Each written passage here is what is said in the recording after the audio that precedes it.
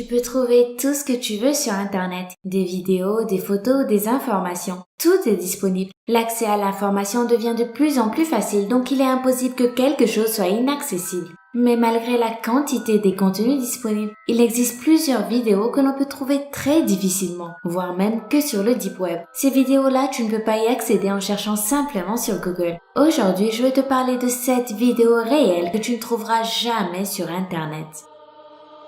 Vol de diamants.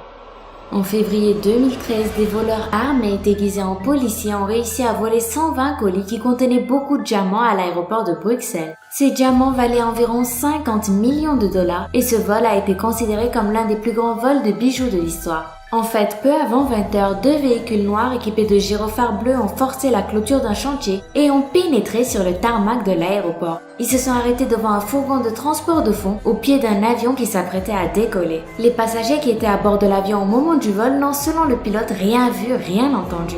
Malgré son système de vigilance efficace, l'aéroport de Bruxelles n'a jamais diffusé les images de l'incident. Cette attitude a poussé les gens à envisager plusieurs hypothèses, dont entre autres la possible existence de complices dans l'aéroport. Cachette inattendue.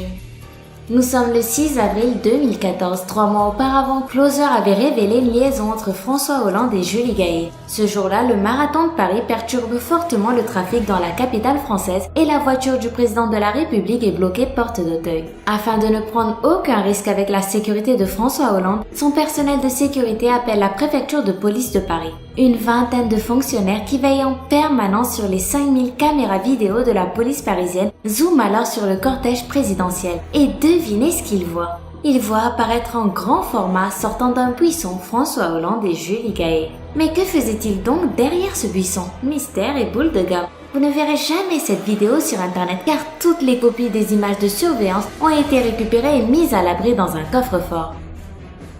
L'enregistrement d'Armin Meiwes. C'est une histoire vraiment très étrange que je vais vous raconter et c'est pour cela que la vidéo n'est pas disponible sur Internet. Et d'ailleurs, je trouve que c'est bien mieux comme ça. En 2001, un homme qui s'appelle Armin Meiwes et qui était dérangé dans sa tête a exprimé sur un site du Deep Web son souhait de trouver un homme volontaire qui accepte d'être tué et d'être mangé. Bernd Hourgan a accepté de réaliser le souhait d'Armin et ce dernier a filmé en détail le rituel depuis le début jusqu'à la mort de Bernd. En décembre 2002, Meiwes a été condamné à la prison à perpétuité. La version entière de la vidéo n'a jamais circulé sur l'internet que nous connaissons. Sur Google, il n'y a que des courts extraits de mauvaise qualité. Et pourtant sur le Deep Web, il serait possible de trouver la vidéo complète et non censurée du moment où Armin Meiwes déguste Bernd Hourgan. Suicide en direct. Le 15 juillet 1974 aux États-Unis, une journaliste de la chaîne 40, Christine Chubbuck, a mis un terme à sa vie en direct. À la fin de son émission de talk show habituelle, elle a déclaré « En accord avec la politique de Channel 40 qui vous offre quotidiennement votre dose de sang et de brutalité, vous vous apprêtez à assister au premier suicide en direct. » Après ce discours, elle a sorti un revolver et s'est tiré une balle derrière l'oreille droite. Les enregistrements de l'émission ont été tous confisqués par les autorités et jusqu'à aujourd'hui, il est impossible de retrouver ces extraits sur Internet. Malgré cela, 2 films ont abordé l'histoire de Christine et les raisons qui l'avaient poussée à se suicider. L'enregistrement de Karla Homoloka. Karla Homoloka est une tueuse en série canadienne qui a attiré l'attention des médias du monde entier lorsqu'elle et son mari Paul Bernardo ont été condamnés pour viol et assassinat de plusieurs adolescentes. En plus de tous ces horribles meurtres, Karla a aussi aidé son mari à violer sa propre petite sœur de 15 ans. L'adolescente a été droguée et violée par le couple et cette scène a été filmée en intégralité. La jeune fille est morte dans d'horribles souffrances, étouffée dans les vomissures. La vidéo n'a jamais été divulguée. Malgré ses nombreux crimes, Karla Homoloka a été condamnée à seulement 12 ans de prison quand son mari a pris perpétuité.